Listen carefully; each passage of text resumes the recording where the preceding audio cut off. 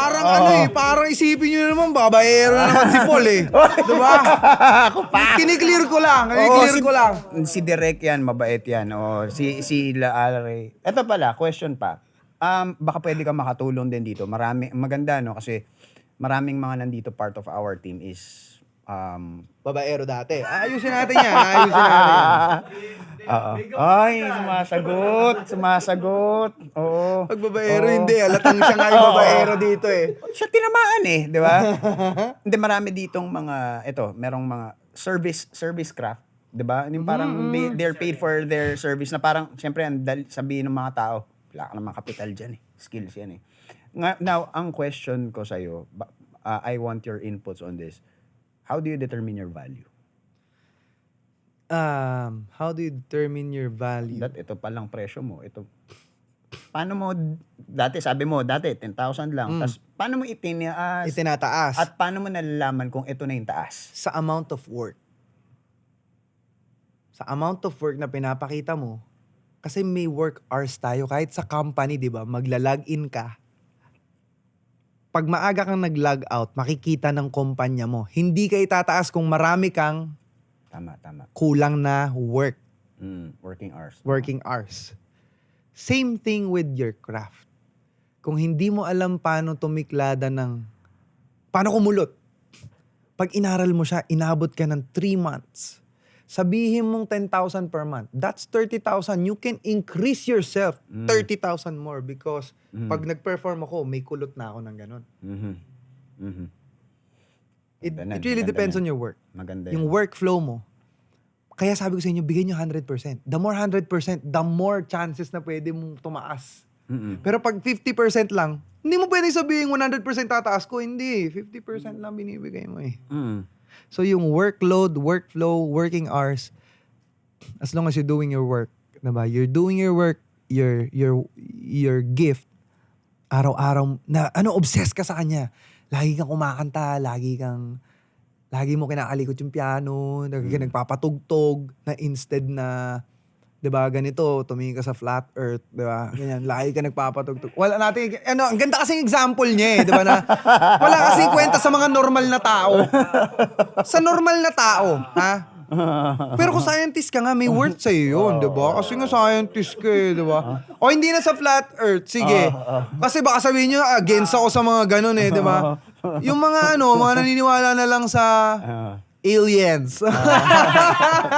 Marami rin ganun. Conspiracy people, diba? Naubos yung oras. Nothing against that. And what if yung pagnood mo ng Alien 10 hours every week? Diba? In 1 month, may 40 hours. That's 2 days. Less than 2 days. So, yung ibinubuhos mo doon per month, 480 hours yon sa isang taon. Yung 480 hours mo, pag inilagay mo siya doon sa, let's say, camera ka, kinalikot mo yan for 480 hours. Next year, pwedeng kung 100,000 ka, pwede kang mag 148,000. Diba? Kasi, hindi mo rin pwedeng, diba, wala kang inaaral, tas tumataas ka, gas lang yun. Diba? Saan nanggagaling yung gas? Dati, naabutan nyo ba yung gas sa 20? Mga 15 pesos, wow. Tas wala akong kotse nun. Diba? Ngayon may kotse ako. 60? Diyos ko. Pero wala kang pakialam doon kasi kahit naman ano mangyari, pag di ka nagpagas, sinong talo? Talo ka din. Kaya papagas ka din eh. Ang ganda nung sinabi mo, no? Kasi like, maraming nagsasabi na, I'm working on my craft. Pero, hindi siya translated sa numbers. So, maganda na Kailangan mo rin, alam mo nga din yung sarili mo, kilala mo yung sarili mo.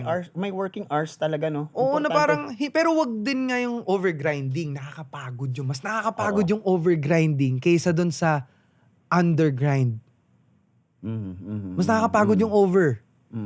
Kasi yung undergrind, mas masaya nga yun eh. Di ba wala akong ginagawa? Hindi nakakapagod yun. Pero pag overgrind ka naman, feeling mo dahil naghahabol ka, itaas ko tong ganito, ganyan yung worst ko. Eh nagkasakit ka kasi hindi ka na nagpapahinga. Wala ka naman Mataas ka nga, wala kang show. Tama yun, wala kang show. Balance lang. Yan. Pag kunyari, bigyan kita ng example, mas maganda. Kunyari, ginawa mong 150 from 100. Walang kumukuha for 2 years. Doon, magtaka ka na. Diba? Maganda. Kasi, point. kailangan mo siya ibaba ng 130. Pero kunyari, naniniwala ka na ginagawa mo yung work mo. Yeah. Nagpapakita ka ng covers, diba, snippets, mga ganyan. Anong life mo, nagbibigay ka advice. Pwede mo ipagyabang yung worth mo eh. Agree. Kasi, ang diamonds, bago yun makuha, ilang taon, ilang pressure, ilang sunog yung pinagdaanan. Kaya siya ganun kamahal. Pero kung napupulot mo lang, kunyari bato, napupulot mo lang, may worth ba ang bato? Wala, because they're everywhere. Diba? So, make yourself parang be a diamond. Oo. So, Shine yan. bright like a diamond.